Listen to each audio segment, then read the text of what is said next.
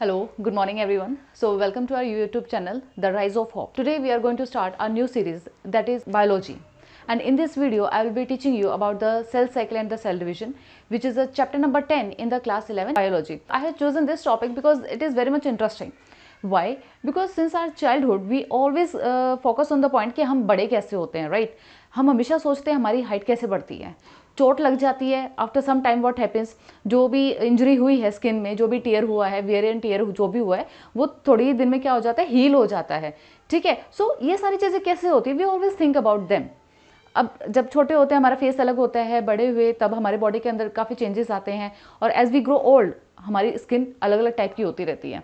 We also have a question in our mind that how the new cells are formed, how a new organism is produced, right? So that is why I have started this chapter, the cell cycle and the cell division.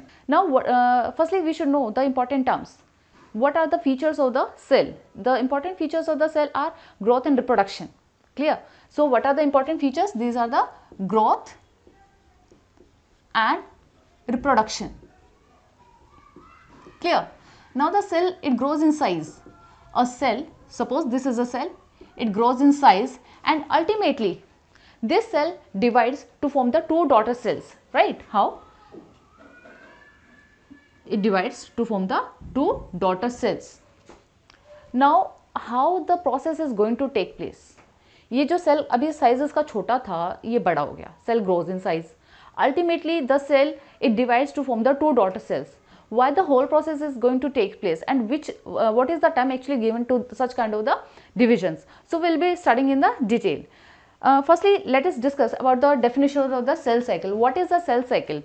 बेटे अगर आप इसको statement के term में करते हो, so it will be difficult for you to learn. I always focus on the points instead of the statement or the sentence.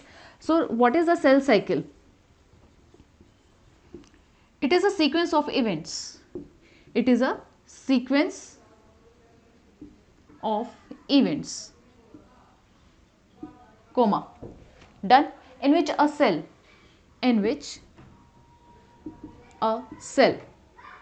what happens? क्या हो रहा है सेल साइकिल में? सेल को क्या हो रहा है? It grows in size. क्या हो रहा है? In which a cell grows in size. By the time it grows in size, it synthesizes some of the constituents of the cell. जो सेल के इंपॉर्टेंट कॉन्स्टिट्यूएंट्स होते हैं, कौन से? आरएनए है, प्रोटीन है, एंजाइम्स होते हैं, न्यूक्लियोटाइड्स हैं, अमाइनो एसिड्स हैं, all those things are, or the components or the constituents of the cell, they are synthesized. So what is the next point? It grows in size, synthesizes constituents of the cell, constituents of cell. After that, you know what? In our body, the number of the chromosome is always 46. As the cell grows in size, the number of, there is no change in the chromosome number. The chromosome number is 46. But ultimately, the cell divides, and thus, see, the God's creation, the number of the chromosome, that is going to be 46. So how this thing is going to take place? So it involves the duplication of the genome, duplicates its genome, and ultimately the last is the cell eventually divides into two. Cell eventually divides into two daughter cells. So this is the simple definition of the cell cycle. What is it?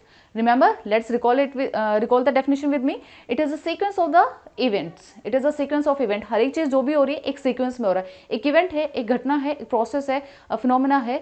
That is going to take place in a sequence. There is always a sequence. हम कोई भी काम करते हैं तो sequence होता है ना. So it is a sequence of events in which a cell, it grows in size. The cell grows in size, synthesizes constituents of the cell.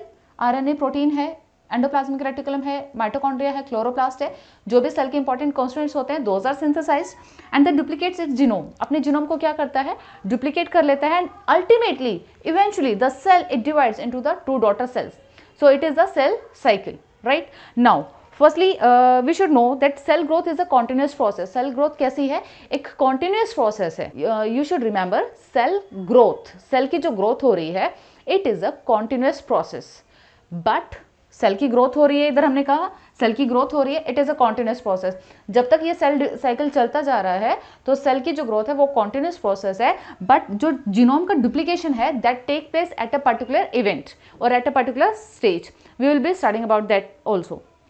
Now phases of the cell cycle will be dealing with. बेटे एक बहुत ही important question आता है हमारे पास में कि जो सेल साइकिल है ह्यूमन में ऑन एन एवरेज हर एक सेल का जो डिवाइड करने का टाइम है that varies from cell to cell, from person to person, from organism to the organism. Human cells divide once in approximately 24 hours. Human cell divides once in 24 hours. ठीक है, 24 घंटे में एक बार डिवाइड करती है, लेकिन majority of the time it spends to prepare itself for the division. It takes only 1 hour for the cell to divide. Actual में देखो जब आपके एग्जाम्स होते हैं, है ना, आप लोग पूरा साल से एग्जाम की प्रिपरेशन कर रहे हो, फाइनल एग्जाम की डेट आपके पास में आ गई है, आप 1 मंथ पूरा लगाते हो, 1 वीक आप पूरा अपना देते हो, अपना पूरा टाइम डिवोट करते हो एग्जाम्स की प्रिपरेशन के लिए. But you have only 3 hours to attempt the exam. So majority of the time you are going to devote your time to invest your time for the preparation of the exam, but it is only for the 3 hours you have to complete your exam, right? So human cell it divides once in the 24 hours and actually it takes only 1 hour to complete its cell cycle. ठीक है, तो ये आपके पास में NEET में ये बहुत ही important question होता है कि जो सेल डिवीजन है उसका कितना टाइम है. The cell divides once in 24 hours. ये एक चीज़ है कि 24 घंटे में एक बार डिवाइड करती है. ठीक है, और उसको डिवाइड करने में एक्चुअल में जब वो डिवाइड हो रही है तो उसमें उसको सिर्फ 1 घंटा लगता है. तो सेल डिवीजन जो है process, cell cycle it is a 24 hour process, 24 घंटे की प्रोसेस है, लेकिन 1 घंटा लगता है सिर्फ उसको डिवाइड होने में. Rest of the time the cell is going to prepare itself for the division, right? And in case of the yeast it is the 90 minutes. In case of yeast it is 90 minutes, and in case of the bacteria, for example the E. coli bacteria, it takes only 20 minutes to divide. बेटे इसमें ना एक important चीज़ जो मुझे बहुत ही interesting लगी थी that I forgot to mention you. You have heard about the Rudolf Virchow जिन्होंने सेल थ्योरी में बहुत ही इंपॉर्टेंट कॉन्ट्रीब्यूशन दिया था. Remember the term, the statement was given, the statement was omnis cellula e cellula. Omnis cellula e cellula. What does that mean? Do you remember? In the cell chapter number 8, the further cell theory was modified by Rudolf Virchow. He gave the statement cellula e cellula. That means a cell arises from the pre-existing cells. A new cell arises from the pre-existing cell. उन्होंने तो cell के बारे में बता दिया कि एक कोई भी सेल होती है तो वो किससे अराइज होती है? प्री एग्जिस्टिंग सेल से होती है. लेकिन उसके बाद में साइंटिस्ट आए थे, that was the name of the scientist is Strasburger. जैसे इन्होंने सेल के बारे में बताया तो स्ट्रेसबर्गर ने किसके बारे में बताया? न्यूक्लियाई के बारे में. Nuclei arise from pre existing nuclei. Pre existing nuclei. Done. Okay. Now अभी सेल साइकिल में आप लोगों ने 10th क्लास में भी पढ़ा होगा, माइटोसिस होता है और मियोसिस होता है. क्लास 9 में chapter number I think it is 5, cell का ही वो चैप्टर है, cell the fundamental unit of the life. उसके बिल्कुल लास्ट टॉपिक है सेल डिवीजन, जहां पर बताया जो सेल डिवीजन है it is of 2 type, mitosis and the meiosis. Now अब देखो यहाँ पे सबसे अच्छी बात क्या हुई है कि ये जो डिविजन्स हैं ये स्टडी किसी ने की है, then the term they were coined by different scientists. ठीक है, so we'll be dealing with that. We should know the name of the scientist जिन्होंने इतना बड़ा contribution दिया है, that should be known to us. The firstly mitosis, the somatic cell division. Mitosis was studied by, mitosis जो है it is a somatic cell division. It is a somatic cell division. Somatic cells में होती है, normal body cells में होती है, जैसे हमारे स्किन में है या जो हमारी ग्रोथ में हेल्प कर रहे हैं, तो उनमें जो डिवीजन हो रही है that is a mitosis and that is a somatic cell division. That was studied by Boveri and Flemming. Boveri and Flemming. Done. And the term was coined by this mitosis term was coined by Fleming later on. This is the somatic cell division, but what about the division that is going to take place in the germ cells? The name of the division is meiosis. Meiosis was studied by, meiosis को किसने study किया था? Van Strasburger,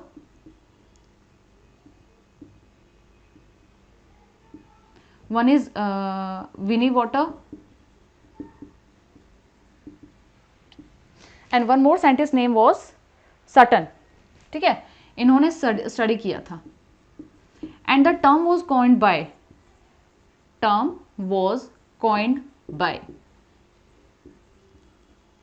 Farmer and Murray. देखो, हमें लगता है, और ये सभी जो डिविजन्स है ना, ये जो सारी चीज़ें प्रोसेस हुई हैं, ये कब हुई हैं? देखो, मूरे ने ये जो टर्म दिया था 1905 में दिया है. ठीक है, 1905 में दिया है. और जो फ्लेमिंग ने जो दिया था that was given in the 1882. और ये जो स्ट्रेसबर्गर ने जो दिया है, आई थिंक ये जो सारी चीज़ें हैं अराउंड 85 में ये कुछ स्टार्ट हुई थी. So do you remember the time 18th century में जब हम अध्यात्म की तरफ बढ़ रहे थे, उस टाइम पे जो फॉरनर्स हैं, this scientist they were moving towards the science, है ना, ये वैज्ञानिकता के ऊपर जा रहे थे, हम लोग अपने अध्यात्म पे जा रहे थे. 1947 में जब हमें अपनी आज़ादी मिली थी, we got our freedom, at that time, उससे भी बहुत पहले 1905 में उन्होंने मेयोसिस को स्टडी कर लिया था. Now see what is happening. The foreign culture, the Western culture is following our Indian culture, and we are moving towards the Vijnanita. Okay, the cycle that goes on. ठीक है. So name of let's recall the topic. Strasburg, Rudolf Virchow, he gave the term omnicellular, acellular. अब nuclei के बारे में, that nuclei arise from the pre-existing cell, that was given by Strasburger. Mitosis firstly was studied by Boveri and the Fleming, but the term mitosis was given by Fleming, and meiosis was studied by Van Benden, Strasburger, Sutton and Winnie Water, and the term was coined by different scientists. It is the scientist name is Farmer and Murray. Now we will be dealing with the phases of the cell cycle. Now phases of cell cycle. It has two phases. One is interphase, ठीक है, and one is the M phase. हम M phase को पहले कर लेते हैं, जो जिसकी डेफिनेशन है that is very much easy to learn. It is that phase when the cell is going to divide. ये वो फेज है, एम फेज ये वो फेज है जब सेल अपने आप को एक्चुअल में डिवाइड कर रही होती है. And interphase is that phase when the cell is preparing itself for the division, right. So M phase, the phase in which cell is actually going to divide, the cell is actually dividing, ठीक है, or the cell actually divides. And interphase, that phase in which a cell prepares itself for the division, prepare itself for the division, ठीक है. पूरे cell cycle जो हमें बोला था 24 hours का होता है. जो इंटरफेज है that is for 95% and 5% time is taken up by the M phase, ठीक है. Now this phase it has the different phases, ठीक है, इसके अगेन सब पार्ट्स होते हैं. तो पहले इसको देख लेते हैं. इंटरफेज है, after that M phase, then interphase, then M phase, right, then interphase. So that is a cell cycle. Now interphase में हमारे पास में different phases होते हैं. One is the G1 phase, S phase and G2 phase, ठीक है. M phase का भी हम साइड बाय साइड स्टार्ट करते हैं. M phase it involve the karyokinesis and that is followed by cytokinesis.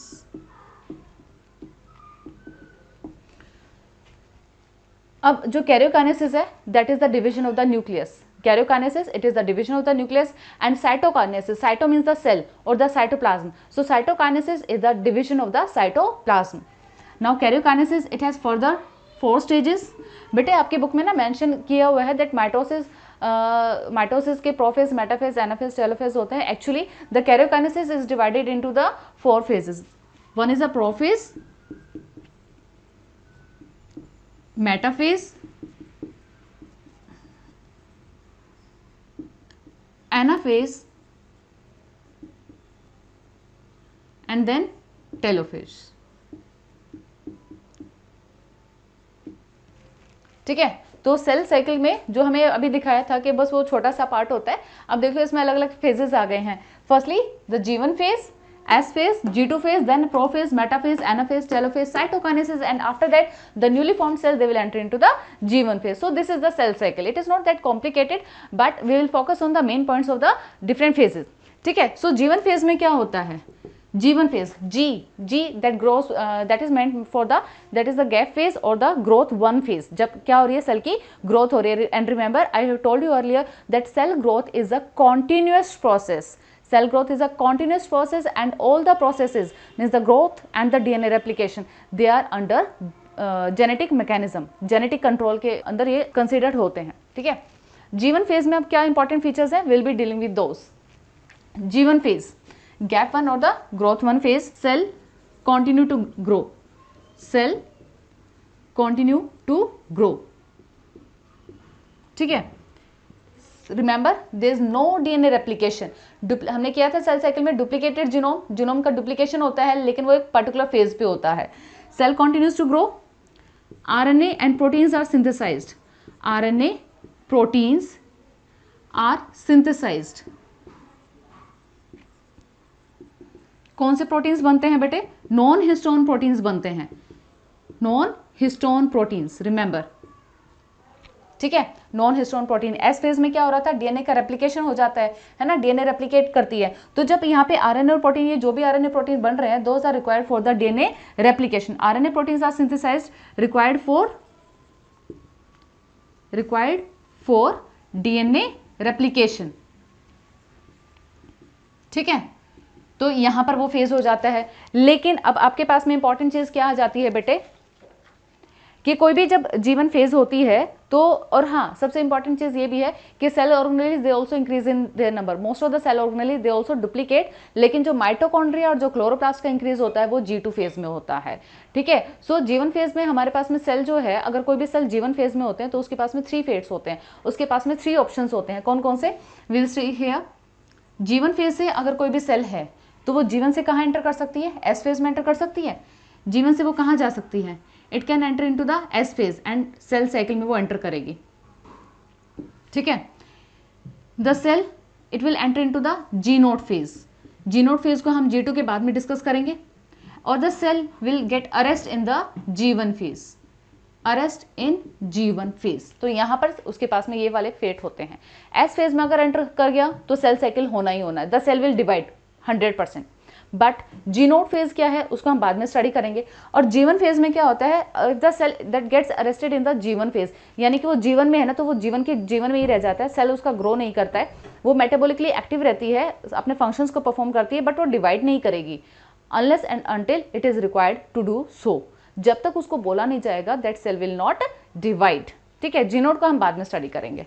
Now the features of the S phase. S phase के हमारे पास में क्या फीचर्स होते हैं? S phase means the synthesis phase. S phase means the synthesis phase. Synthesis phase में क्या है, डीएनए का रेप्लिकेशन हो जाता है. क्या होता है? DNA replicates. अब हमारे पास में इसके इंपॉर्टेंट चीजें हैं, तो I need to rub these parts. G1 phase में एस फेज में हमारे पास में क्या होता है? DNA replication. S stands for the synthesis, S stands for the synthesis. यहां पर क्या है? डीएनए का रेप्लिकेशन हो जाता है, डीएनए रेप्लिकेट्स. ठीक है, लेकिन यहाँ पर हमें जो मेन चीज याद रखनी है वो क्या है, जो सबसे ज्यादा क्वेश्चन पूछा जाता है, बच्चे बहुत कंफ्यूज हो जाते हैं और बहुत ही इजी है आप लोगों के लिए लर्न करना. हमें 2 चीजों पे ध्यान देना है. क्या? एक तो है डीएनए कंटेंट. डीएनए कंटेंट, कोई चीज डबल हो जाती है, किसी का नंबर सेम रहता है. ठीक है, and one is the chromosome number. Chromosome number. DNA content doubles and chromosome number that remains same.